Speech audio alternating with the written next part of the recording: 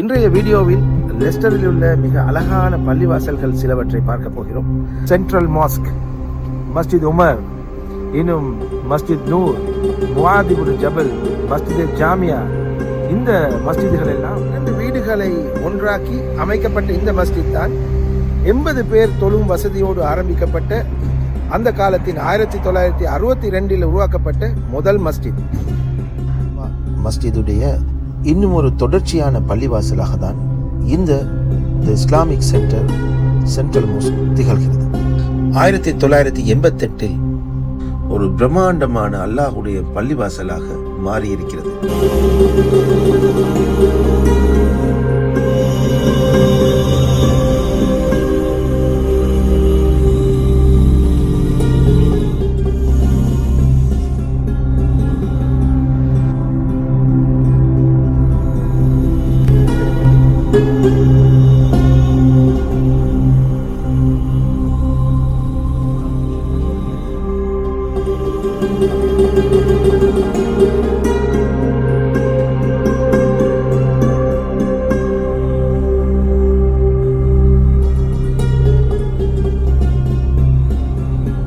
அல்லாஹ்வுடைய அருளை ஒளிச்சுடராக பொழியும் ஒரு குட்டி மாளிகையாகவே காட்சி அளிக்கிறது.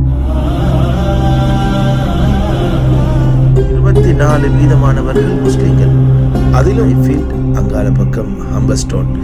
இதுதான் முஸ்லிம்களுடைய ஒரு கோட்டையாக. வந்தவர்கள் போனவர்கள் யாரும் இந்த பள்ளியை பற்றி அறியாமல் இருக்க மாட்டார்கள்.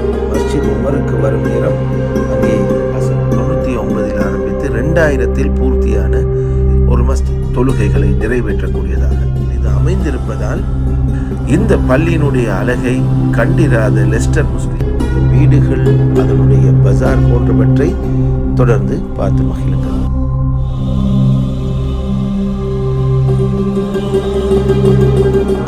முஆத் இப்னு ஜபல் 16 18 இதை இறுதியாக